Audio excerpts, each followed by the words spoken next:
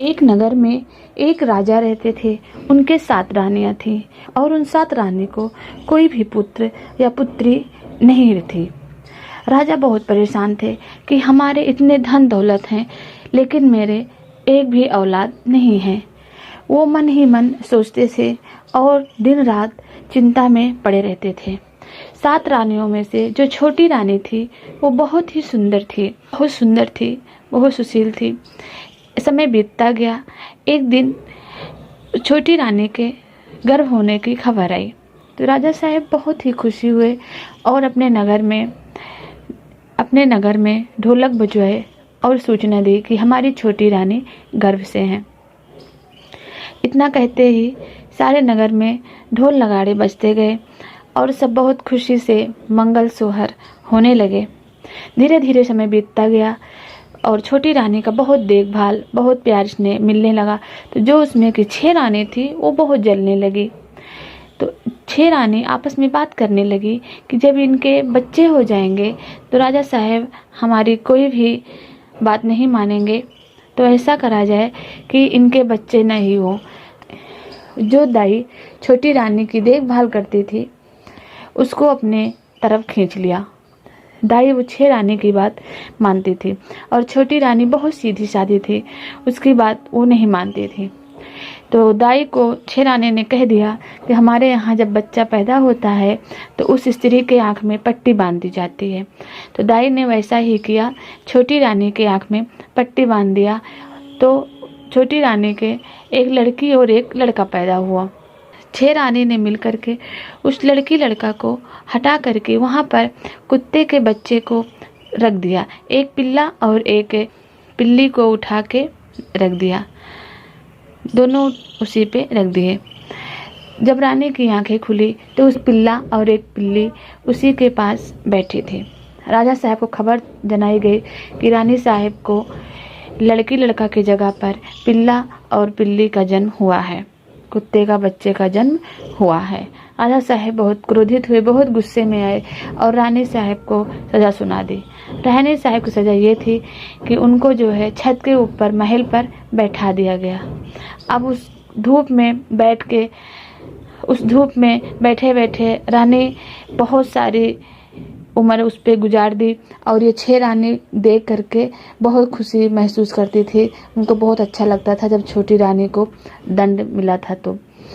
और जो उसके बच्चे पैदा हुए थे, एक लड़की और एक लड़का, वो 6 रानियों ने मिल करके एक टोकरी में रख करके नदी में जा करके डाल दिया था। तैरते तैरते वो दूसरे किनारे पहुंच गए। वहाँ पर एक ऋषि मुनि तप करते थे और वो तुरंत जब टोकरी देखे तो उसमें एक लड़की और एक लड़का सुंदर खेल रहे थे। तो गुरु जी ने उस टोकरी को उठाकर अपने आश्रम ले आए। धीरे धीरे वक्त बीतता गया और उसके लड़का जो थे उसमें वो बड़े होते गए और गुरु जी ने उनको इतना ज्ञान दिया था, सब कुछ उनको शिक्षा बुद्धि सब सिखा के उनको पाला पोसा था। एक दिन गुरुदेव बाहर जा रहे थे और उन बालकों से कहा कि तुम दोनों बड़े हो गए हो और जो चाहे वो करो और अपना ध्यान रखना, और कुछ मुसीबत पड़े तो हमें ज़रूर याद करिएगा और ये ज़रूर बोल दीजिएगा कि हमारे गुरु अच्छे हों, सच्चे हों, मैंने उनकी सच्ची सेवा की है तो हमें वो मिल जाए जो मेरा है। इतना कहते ही गुरु जी वहाँ से चल पड़े। वो दोनों भाई बहन मन में विचार करने लगे कि हमारे माँ बाप कहाँ थे। गुरुजी ने कहा कि हम आपको नदी के किनारे से लेके आए। दोनों भाई बहन नदी के किनारे जाके खड़े हो गए। उस तरफ महल था, इस तरफ गुरुदेव की झोपड़ी थी। तो दोनों आपस में विचार करने लगे कि क्यों ना हम ही एक महल बनाएं और यहीं से अपने माँ बाप की खोज करें। तो गुरु जी ने जो बात बोली थी कि मैं ध्यान करोगे तो पाओगे, तो दोनों भाई बहन ने अपने मन में मानता माने, हे गुरुजी आप सच्चे हो तो हमें यहाँ पे एक महल चाहिए। तुरंत वहाँ पर एक महल बन गया। उसी महल में दोनों लोग रहने लगे और अपने माँ बाप की खोज करने लगे। गुरुजी आए और बोले ये क्यों और कैसे हुआ। बोलने लगे गुरुजी हमें अपने माँ बाप की तलाश है। तो गुरुजी ने कहा ऐसा करो कि जितनी सारी नगर में औरतें हैं उनको बुलाओ और बोलो कि जिसकी दूध की धार सीधा हमारे मुंह पर पड़ेगी आप उसी के बेटे बेटी हैं। तो राजा साहब ने नगर में घोषणा करवा दी और बोले कि जितनी औरतें हैं यहाँ पर लाई जाएं और जिसकी दूध की धाराएं हमारे मुंह पर पड़ेगी वो जो है हमारे माँ बाप होंगे। तो सब औरतें आई, 6 रानी भी आई, दाई भी आई, सबको लाया गया। किसी की धार उस लड़की लड़का के मुंह पर नहीं पड़ी। गुरुजी ने कहा अब तो सारी स्त्री हो गई हैं, अब कोई नहीं बचा है। तो राजा साहब और लड़की लड़का दोनों बोले कि नहीं, जो राजा साहब के छत के ऊपर एक औरत बैठी है वो नहीं आई है। उसको बुलाया गया। जब वो आई और अपनी जब दूध की धार छोड़ी तो उस बेटे बेटी के मुंह पर जाके पड़ी।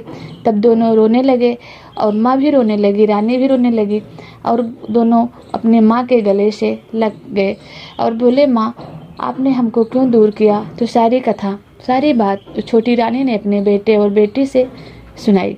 राजा साहब आए और छोटी रानी से माफ़ी मांगे कि बिना जाने सुने मैंने आपको इतना बड़ा दंड दिया, सजा दिया, हमें माफ़ कर दो। साहब ने दाई को बुलाया। दाई को बुला के कड़ी से कड़ी सज़ा दे करके उनसे पूछा क्या क्या हुआ था। तो दाई ने सब सच सच बताया कि छोटी रानी ने एक लड़की एक लड़का का जन्म दिया था। 6 रानी ने मिल करके हमें बहुत डराया धमकाया और उसी जगह पर एक कुत्ते के बच्चे पिल्ली और पिल्ला को ला करके रखवा दिया। इसमें हमारी कोई गलती नहीं है। दाई को निकाल दिया गया और 6 रानी को बुला करके राजा ने उनको दंड दिया और कारावास दिया। उसके बाद में उनको नगर से निकाल दिया गया। ये समाप्त होती है। अगर आपको हमारी कहानी पसंद आती है तो प्लीज़ हमारे चैनल को सब्सक्राइब करें और प्यार दें। बहुत बहुत धन्यवाद।